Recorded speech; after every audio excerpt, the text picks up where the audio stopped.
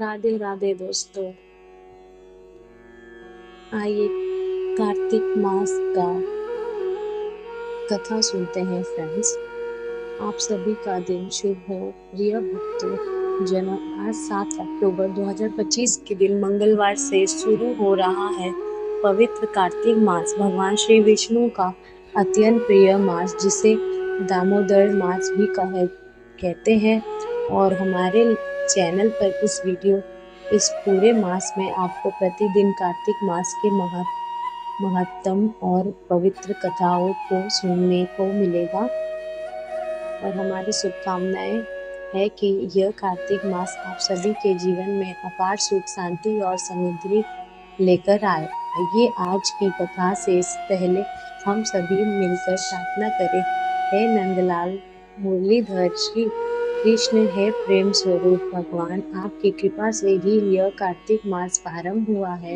हम सभी के जीवन में भक्ति का दीपक आप प्रज्वलित करें, हमारे मन को पाप, मोह और अज्ञान से मुक्त करें। हे तुलसी माता, हम आपके चरणों में नमन करते हैं। जैसे आपकी पवित्र सुगंध वातावरण को शुद्ध कर देती है, वैसे ही हमारे हृदय को भी भक्ति और प्रेम में भर दीजिए। हम सबकी मनोकामनाएं पूर्ण हो और हर घर में श्री हरि का वास हो, और यह कार्तिक मास सुख, शांति और मंगल संदेश लेकर आए। सभी प्रेम से बोलिए श्री गणेश भगवान जी की जय। हर हर महादेव। तुलसी माता की जय। आज की कथाओं का शुभारंभ करेंगे। भगवान श्री गणेश जी की कथा से एक बार गणेश भगवान बाल रूप में चुटकी भर चावल और चम्मच में दूध लेकर पृथ्वी लोक में घूम रहे थे। वे सभी को अपनी खीर बनाने को कहते जा रहे थे, पर सभी लोगों ने उनकी बात को अनदेखा कर दिया।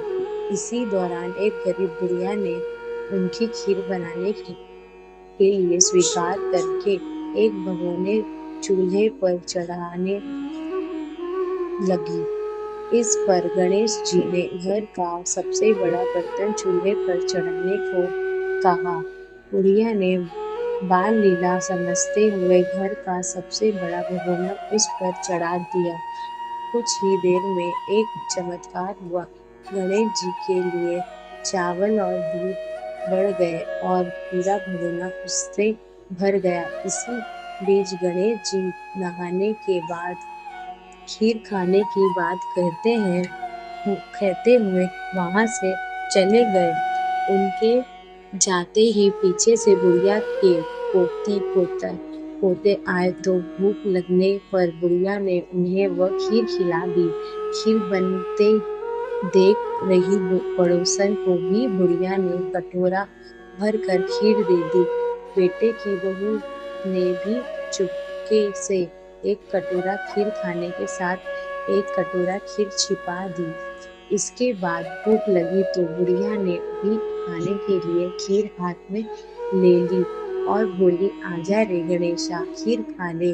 तभी गणेश जी वहां पहुंच गए और बोले कि मैंने तो खीर पहले ही खा ली। जब बुढ़िया ने पूछा कि कब खाई, तो वे कहने लगे, जब तेरी पोती पड़ोसन और बहू ने खाई तभी मेरा पेट भर गया। इसके बाद जब बुढ़िया ने बाकी बची खीर के उपयोग के बारे में पूछा तो गणेश जी ने उसे नगर में बांटने को कहा। जब बुढ़िया ने खीर बांटी तो राजा को भी इसका पता लग गया। इस पर उसने बुढ़िया को अपने दरबार में बुला लिया। सारा हाल जानकर उसने बुढ़िया की खीर का भगोना अपने पास मंगा लिया। पर राजा के महल में जैसे ही वह पहुंचा, उसमें कीड़े मकोड़े और जहरीले जानवर गिर गए। यह देखकर राजा ने वह बर्तन वापस बुढ़िया को दे दिया और उसके घर ले जाते ही वापस वह पहले जैसा हो गया। इसके बाद बुढ़िया ने फिर गणेश जी की बची हुई खीर के उपयोग के बारे में पूछा तो उन्होंने झोपड़ी के एक कोने में गाड़ देने का कहा। और ऐसे ही के बुढ़िया रात को सो गई और गणेश जी उसकी झोपड़ी को लात मारते हुए अंतर्ध्यान हो गए। अगले दिन जब बुढ़िया उठी तो उसे अपनी झोपड़ी महल में बदली हुई और खीर के बर्तन सोने जवाहरात से भरे मिले। गणेश जी की कृपा जानकर बुढ़िया बहुत प्रसन्न हो गई। इस कथा को कह, कहने के बाद हम सभी प्रार्थना करें, हे गणेश जी भगवान, अपने जैसा फल बुढ़िया को दिया वैसा ही इस कहानी को कहते सुनते और पुकार भरते सबको देना। सभी प्रेम से बोलिए, विघ्नहर्ता भगवान गणेश जी की जय। अब सुनिए कार्तिक स्नान की पहली कहानी। कार्तिक मास में सभी औरतें तुलसी जी को जल से सींचा करती थी। एक बूढ़ी माई भी थी जो कार्तिक मास में तुलसी जी को सींचने जाती थी और जब वह जाती तो तुलसी माता से कहती, हे तुलसी माता, सत्य की दाता, मैं तेरा बिरवा सींचती हूँ, मुझे बहू दे, पीले रंग की धोती दे, मीठा ग्रास दे, वैकुंठ में वास दे, अच्छी मौत दे, चंदन का काट दे, अच्छा राज दे, खाने को दाल भात दे और वारस के दिन कृष्णा का कांधा दे। बूढ़ी माई की यह बात सुनकर तुलसी माता धीरे धीरे सुनने लगी। तुलसी माता को इस प्रकार सुनते सुनते भगवान ने पूछा, है तुलसी, तुम दिन प्रतिदिन क्यों सूखती जा रही हो? तब तुलसी माता ने कहा, बस मेरे मन की मत पूछो। प्रभु भगवान कहने लगे, मैं नहीं पूछूंगा तो कौन पूछेगा?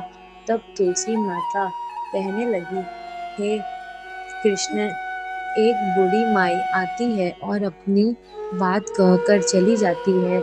मैं उसकी सारी बातें तो पूरी कर दूंगी, लेकिन कृष्णा का कांधा कहाँ से लाऊंगी? तब भगवान कृष्ण कहने लगे कि अगर वह मरेगी तो अपने आप ही मैं कांधा देने आ जाऊंगा।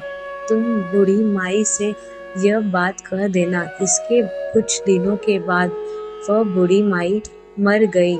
बूढ़ी माई के मरने पर सारा गांव इकट्ठा हो गया और उनका अंतिम संस्कार आने पर उसे उठाने लगे, लेकिन वह बहुत भारी हो गई, जिससे उनकी अर्थी छत से मस्त नहीं हुई। सभी बोले, यह तो बहुत संस्कारी थी, बहुत पूजा पाठ करती थी और यह तो कार्तिक मास में तुलसी जी को भी सींचा करती थी। इसने तो कोई पाप नहीं किया, फिर यह इतनी भारी कैसे हो गई? सभी आपस में चर्चा करने लगे। तभी एक बूढ़े ब्राह्मण के वेश में भगवान कृष्ण वहां आए और कहने लगे, अरे भाइयों, यह भीड़ कैसी है? तब गांव वाले बोले कि एक बूढ़ी माई मर गई है और वह इतनी पापिन थी कि उनकी तो अर्थी उठाए नहीं उठ रही, बहुत भारी हो गई है। पूरा जीवन तो उन्होंने बड़ा पूजा पाठ किया। तब भगवान कहने लगे कि मुझे इनके कान में कुछ कह देने दो, फिर यह उठ जाएगी। भगवान बूढ़ी माई के पास गए और उनके कान में कहा, माई, तू अपने मन की कर ले, पीताम्बर की धोती ले, मीठा मीठा ग्रास ले, बैकुंठ में वास ले, चटक की चाल ले, चंदन का काट ले, छालर की छंकार ले, दाल भात को जीवन मन ले और ले श्री कृष्ण का कांधा भी ले। भगवान की बातें सुनते ही बूढ़ी माई तो तुरंत हल्की हो गई और तब भगवान स्वयं उन्हें अपने कांधे पर लेकर गए और इस प्रकार बूढ़ी माई को मुक्ति मिल गई और वह बैकुंठ लोक को चली गई है। तुलसी माता, जैसे आपने उन बूढ़ी माई की मुक्ति करी वैसे ही हम सबकी करना।